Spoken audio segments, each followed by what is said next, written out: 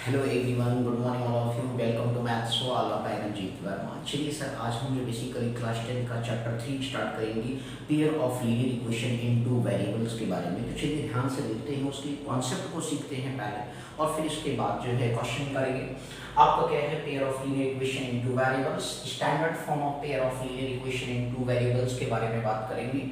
तो सबसे पहले जो हमारा स्टैंडर्ड फॉर्म होता है वो a1x plus b1y plus c1 equal to क्या होता है सर, जीरो होता है।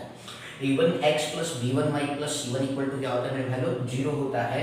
ये हमारा standard form of pair of linear equation बोला गया। एक अनदर इक्वेशन टेक करेंगे a2x प्लस b2y प्लस क्या है c2 इक्वल टू जीरो।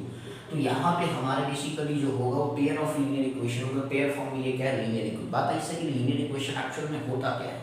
तो लीनियर इक्वेशन का मतलब होता है if the power of variable in A given expression is 1, तो दैट इज कॉल्ड क्या कहलाता है, वो आपका pair of means linear equation कहलाता है। ओके, आप यहाँ पे दो वेरिएबल की बात हुई, तो x और y दो वेरिएबल हैं। तो इस तरीके से कहने का मतलब ये हमारा कैसा हो गया, पेयर पावर भी देखिए 1 है, x की पावर भी क्या है 1 है, y की पावर भी क्या है 1 है। क्लियर हो गया। तो इस तरीके से कहने का मतलब है ये हमारा pair of linear equation into variable कहलाता है। बात आती है कि सर जी ये आपका जो मीन्स a1 कॉमा जो है a1 b1 c1 एंड जो है a2 comma b2 comma c2 are क्या है, रियल नंबर्स होते हैं। सर क्या होते हैं, रियल नंबर्स होते हैं। बस एक छोटी सी बात आपको यहाँ पे ध्यान रखना होगा, रियल नंबर्स आप एक्सेप्ट कर सकते हो, बट आपको यहाँ पे कंडीशन लगा दीजिए, बट a1 कॉमा जो है b1 और इसके बाद a2 कॉमा जो है b2 जो होना चाहिए वो क्या होना चाहिए, नॉट इक्वल टू जीरो होना चाहिए। यदि ये सर जी जीरो हो गया तो वो पेयर ऑफ लीनियर इक्वेशन जो है वो वन वेरिएबल फॉर्म हो जाएगा। तो इस वजह से ये कभी जीरो नहीं होना चाहिए। क्लियर हो गया। कांस्टेंट टर्म आपका जीरो हो सकता है, लेकिन कभी भी आपका बेसिकली जो है x और y के कोफिशिएंट जीरो नहीं हो सकते। यदि वो जीरो हो जाते हैं तो वो हमारा लीनियर इक्वेशन का फॉर्म क्या मतलब वन वेरिएबल का फॉर्म कहलाएगा, not a two variable form. आगे बस समझ में नहीं, बोलो क्लियर हो गया मेरे भाई लोग, ठीक है। ओके सर जी, ठीक। तो इस तरीके से ये बेसिक फंडा है। अब इसमें हम तीन तरह के केसेस पढ़ेंगे, बहुत ही इंपॉर्टेंट केसेस है। तो पहले आप इसे ध्यान से देख लीजिए और फिर हम इसके बाद क्वेश्चन करना शुरू करेंगे। ओके, पहले कॉन्सेप्ट आगे सीखेंगे, राइट डाउन कर लीजिए सर। तो ये standard form of pair of linear equation into variable था सर, बोलो क्लियर है। ओके सर, चलिए नेक्स्ट अगेन बात करते हैं, बहुत ही सिंपल सा आपसे ये कहा गया सर जी कॉन्सेप्ट की बात करते हैं। इसमें केस नंबर फर्स्ट कहता है, यदि मान लीजिए सपोज आपका केस फर्स्ट क्या है, व्हेन टू लाइंस आर मतलब इंटरसेक्ट। क्या बोला गया, व्हेन टू लाइंस क्या करते हैं, when two lines are intersect करते हैं। तो इंटरसेक्ट का मतलब है कि जैसे मान लीजिए सपोज स्टैंडर्ड फॉर्म इक्वेशन दिया गया, पहला केस आपको ये दिया गया कि जब दो लाइन एक दूसरे को क्या करते हैं, इंटरसेक्ट। इंटरसेक्ट का मतलब क्या होता है सर, इंटरसेक्ट का मतलब होता है मेरे भाई लोग कि बेसिकली क्या है, जब दो लाइनें एक दूसरे को एक पर्टिकुलर पॉइंट पे क्या करती हैं, कट करती हैं, तो वही हमारा क्या कहलाता है, इंटरसेक्ट लाइन कहलाता है। मींस लाइक दिस, आप ये एक लाइन ये सपोज है, एक अनदर लाइन आपका ये है। तो ये मानिए इसका इक्वेशन a1x प्लस क्या लिखा होगा सर, b1y प्लस c1 बराबर 0 है। तो दूसरा equation a2x plus b2y plus c2 बराबर क्या होगा, 0 होगा। तो ये क्या करेंगे, इंटरसेक्ट एट वन पॉइंट। कहने का मतलब कि when two lines are intersect at one point. आगे बस समझ में। तो इस तरीके से कहने का मतलब आपका कंडीशन होगा, बोलो क्लियर हो गया कि नहीं। तो इस तरीके से आपका मतलब एक ही सॉल्यूशन निकल करके आएगा, वो अभी हम आगे आपको एक्सप्लेन करेंगे। क्लियर हो गया। तो ये कहा गया पहला सिचुएशन होता है जो है two lines are intersect at only one point या एट वन पॉइंट। बोलो क्लियर हो गया कि नहीं, समझ में आ गया मेरे भाई। इसी तरीके से केस नंबर सेकंड के बारे में हम जिक्र करेंगे। केस नंबर सेकंड ये कहता है कि व्हेन टू लाइंस आर, अब यहाँ पे when two lines are coincident line. क्या बोलेंगे, when two lines are coincident line. क्या बोलते हैं, कोइंसिडेंट लाइन। तो इस तरीके से जब बेसिकली दो लाइन क्या होते हैं, coincident. Coincident, what is the meaning of sir coincident. Coincident का मतलब होता है जिस रास्ते पर मैं चलूं उसी रास्ते पर आप भी चले, सेम पाथ को फॉलो करें। तो इस तरीके से कहने का मतलब भैया जब एक सेम पाथ होगा तो जाहिर सी बात है कि सर जी उस पर इनफाइनाइट सॉल्यूशन बनेंगे। कितने सॉल्यूशन बनेंगे, इनफाइनाइट सॉल्यूशन बनेंगे। तो इस तरीके से when two lines are coincident line, तो कहने का मतलब है सेम पाथ को फॉलो कर रहे हैं। आपका जो है a1x प्लस b1y और प्लस c1 बराबर 0 भी इस पे लाई कर रहा है, और दूसरा जो है sir a2x plus b2y plus c2 बराबर 0 भी उस पर क्या कर रहा है सर, लाई कर रहा है। तो कोइंसिडेंट लाइन का मतलब होता है जब एक ही पाथ को क्या करते हैं,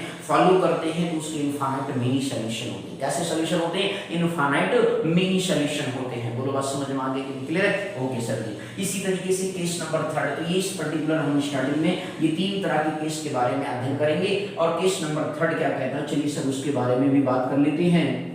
केस नंबर थर्ड ये कहता है कि basically when two lines are parallel, क्या बोला गया, when two lines are parallel, बहुत ही सिंपल सी बात बोली गई, जब हमारे दो लाइंस कैसे हो, पैरेलल हो, तो when two lines are parallel. तीसरा केस हमारे पास आ गया सर जी कि जब दो लाइन हमारे क्या होते हैं, पैरेलल होते हैं। एक बार बताओ सर जी, पैरेलल आपने रेलवे ट्रैक जरूर देखा होगा, आप सभी लोगों ने देखा है कि नहीं देखा, रेलवे ट्रैक देखा है ना, तो आप देखते हो कि बेसिकली उनके बीच में जो होती है डिस्टेंस जो होती है दो ट्रैक के बीच में, मतलब कि आप ट्रैक के बीच में दोनों पटरी के बीच में देखिए डिस्टेंस क्या रहता है, सेम रहता है या नहीं रहता है, तो वो कैसी लाइन होगी, पैरेलल लाइन होगी, वो कभी एक दूसरे को कट नहीं करते। भी वो सर रेलवे क्रॉसिंग पे करती, अरे सर जी वहां पे तो क्या होता है सर जी, इधर उधर चेंज करना होता है, तो इसलिए होता है। अदरवाइज आप यदि सेम पार्ट को जब आप देखें तो बीच में और ट्रैक के बीच में डिस्टेंस क्या होती है, सेम होती है। इसका मतलब है railway track is the best example है आपका पैरेलल लाइंस का। ओके, बात समझ में आ गई, क्लियर है? ओके, इस तरीके से जो है आपका मान लीजिए सपोज a1x प्लस क्या हो गया, b1y प्लस c1 बराबर 0, एक another equation a2x plus b2y plus c2 बराबर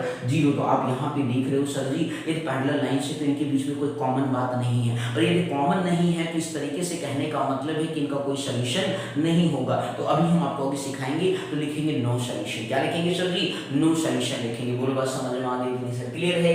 तो हम सर जी पहले एक्सरसाइज में छोटा सा एक्सरसाइज है 2 या 3 क्वेश्चन का, तो उसमें हम ग्राफ बनाना सीखेंगे। बोलिए ये बात समझ में आ गई कि नहीं? तो केस नंबर फर्स्ट आपको ये बताया गया कि when two lines are intersect at only one point, तो आपका इस तरीके का डायग्राम बन करके आएगा। ओके, अभी हम ग्राफ में देखेंगे, क्लियर? इसी तरीके से केस नंबर सेकंड आपको ये बताया गया कि when two lines are coincident line, क्या बोला गया कि जब दो लाइनें बेसिकली क्या होती है, कोइंसिडेंट लाइन होती है। बताइए सर कोइंसिडेंट क्या होता है? मैंने कहा कि जब एक ही पाथ को बेसिकली लाइनें क्या करते हैं, एक ही पाथ को फॉलो करती हैं, तो उसे बोलते हैं कोइंसिडेंट लाइन। इसके बाद अगेन आपसे बोला गया कि लाइक दिस आपको पिक्चर में दिखाया गया, ये आपका ए पार्ट का केस फर्स्ट का है, ये आपका केस बी का है, और ये केस थर्ड का डायग्राम है कि जब दोनों लाइनें क्या होती हैं, पैरेलल होती हैं। और जब दो लाइनें पैरेलल होती हैं तो उस पर्टिकुलर केस में कोई भी हमारा सॉल्यूशन बन करके नहीं आएगा, डायग्राम हमारा कुछ ऐसा आएगा। बोलो बस समझ में आ गई कि नहीं? क्लियर हो गया सर जी? तो चलिए सर जी अब हम लोग जो है क्वेश्चन करेंगे, बहुत ही सिंपल सा, ध्यान से बस आप लोग देखिएगा। मेरे भैया लोग एक्सरसाइज 3.1 करने वाले हैं, ठीक है? इन कॉन्सेप्ट को सीखने के बाद बहुत ही सिंपल है, चलिए सर ध्यान से देखिएगा।